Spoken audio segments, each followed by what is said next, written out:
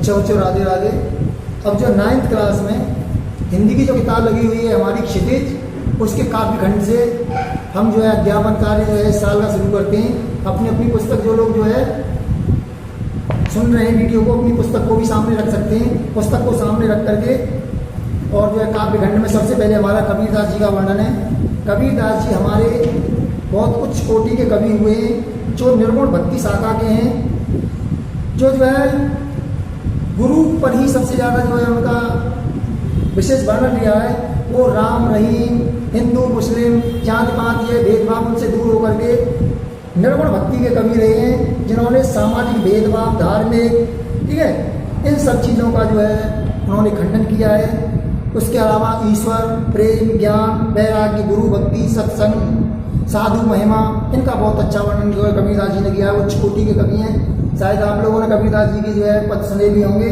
तो उन्हीं की साखियाँ, समग्र मैनी, 3 तरह की रचनाएं मिलती हैं। हमारा ये जो पाठ है वो उनकी साखियों में से लिया गए हैं, और साखियों में से ही उन्होंने कुछ जो है 6-7 साखी हमारे यहाँ दी हुई हैं। तो उनसे शुरू करते हैं हम। पहली साखी है हमारी, मान सरोवर सुवर जल, हंसा केल कराएं, मुक्ता फल मुक्ता चुमे, अब उड़ अनतन जाए। कबीरदास जी ने जो है जो पद कहे हैं उनका साधारण अर्थ कुछ और होता है और विशेष अर्थ कुछ अलग होता है। जैसे उदाहरण तौर पर एक मान सरोवर है जिसमें हंस रहते हैं और हंस मोती चुगते हैं, उसी तरह से हमारे शरीर का जो अंतरात्मा है उसको भी मान सरोवर है, मन का सरोवर है। और उसमें हंस क्या है, हमारी जो आत्मा है वो एक हंस के समान है। और मुक्ता फल क्या है, अच्छी ज्ञान की बातें इकट्ठा करना, तो मोतियों को चुगना है। तो उसी के माध्यम से इसमें वर्णन किया है कि मान सरोवर सुवर जल, मान सरोवर में सुंदर जल भरा हुआ है, हंसा केल कराएं, और मान सरोवर में सुंदर हंस किलोल कर रहा है।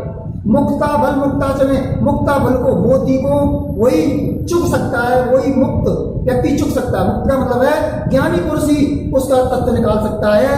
अब वो उड़ अनंत जाए, जब उसको जो है मुक्ता फल चुगने के लिए मिल जाएगा, अच्छी गुणयुक्त बातें ग्रहण करने के लिए मिल जाएंगी, तो अब उड़ अनंतर जाए, तो उसे दूसरी जगह उड़ने की आवश्यकता नहीं है, दूसरी जगह जाने की नहीं है। यहाँ कबीरदास जी का कहने का मतलब ये है कि हमारे मन सरोवर में, इस मन के सरोवर में एक आत्मा रूपी हंस है, मन रूपी हंस है, जो अच्छी ज्ञान रूपी मोतियों को चुग करके चुगने लग जाए, तो चुगते चुगते फिर जो है उसकी तृप्ति नहीं होती है और उसको दूसरी जगह जाना नहीं पड़ता।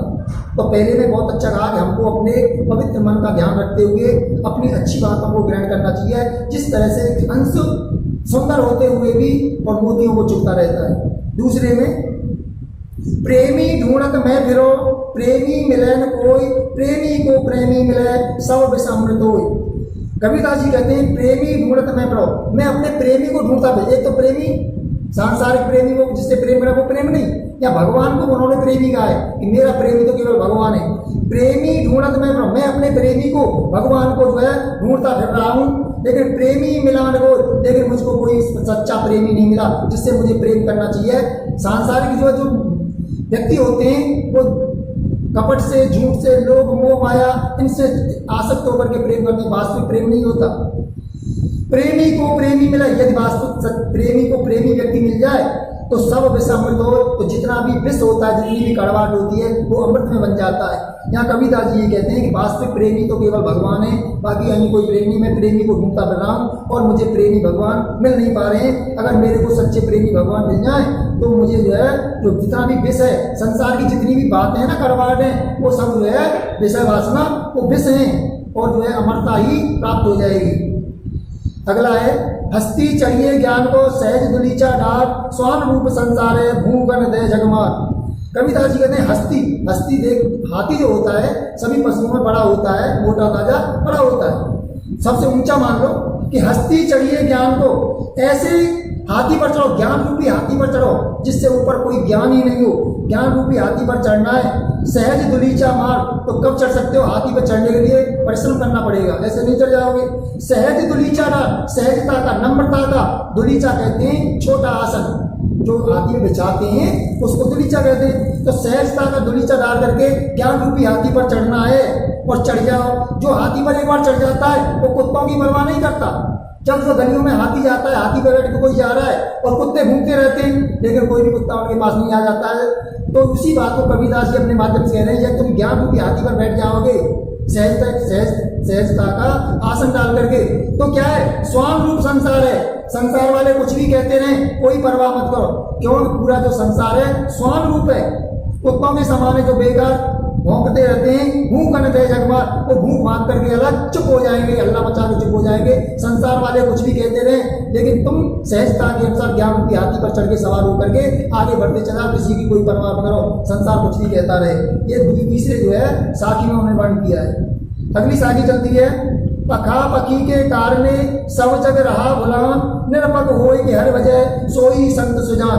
नीचे की लाइन में आया है, सोई संत सुजान, वही ज्ञानवान व्यक्ति है, वही संत है जो निरपक होए कि हर वजह, निरपक्ष होकर के, बिना जो है किसी पक्ष के, बिना पक्षपात के होकर के भगवान का भजन करता है, वही सच्चा संत कहलाता है। ऊपर की लाइन में आ जाते हैं, पखा पखी के कारण, पक्ष और विपक्ष, ठीक है, पक्ष और विपक्ष के कारण, क्यों संसार दो भागों में बना गया है, कोई किसी के पक्ष में तो कोई विपक्ष में है। सब जो मेरा भला चाहते हैं मेरे पक्ष में, मेरे जो विपरीत हो गए विपक्ष में। इसी पक्ष और विपक्ष के पक्ष में सब जग रहा बना, संपूर्ण संसार भगवान को भूल जाता है। यहाँ आकर के माया ऐसा जो है रच देती है घेरा कि जो है भगवान को भूल जाता है, पक्ष और विपक्ष जगह में भूल जाता है। निरपक होकर, बिना पक्ष के होकर के, जो किसी की परवाह करके संसार से बिल्कुल विरक्त होकर के जो भगवान का भजन करता है, वास्तव में वही सच्चा संत है। और वही सुजान मतलब अच्छा ज्ञानवान व्यक्ति वही है जो वास्तव में अपना भगवान का भजन करने लग जाता है। अगली में जो है, हिंदू मुआ राम के मुसलमान खुदाए, क्या कबीर सो जीवता जो धूके निकट न जाए। वो कबीरदास जी में हिंदुओं के राम को मानते थे, तो मुसलमान के खुदा को मानते थे, कुछ नहीं। हिंदू मुआ राम के, हिंदू राम राम कह करके मृत्यु को प्राप्त हो जाते हैं, मुसलमान खुदा, मुसलमान जो है खुदा खुदा कह करके, अल्लाह अल्लाह कह करके और जो है समय बिता देते हैं। क्या कबीर सो जीवता, कबीरदास जी के दोनों मरे के समान हैं। जो राम और जो है खुदा के चक्कर में पड़े हुए वो दोनों मरे के समान हैं।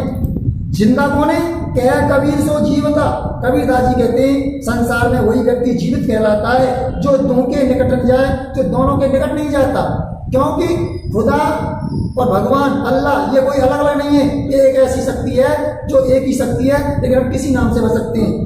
तो क्या कबीर सो जीवता, तो दो के निकट, दोनों के निकट नहीं जाता है, बल्कि सच्चा ज्ञान को, ज्ञान मार्ग पर चल करके ईश्वर की भक्ति करता है, वही वास्तव में जो है सच्चा जीवित व्यक्ति है।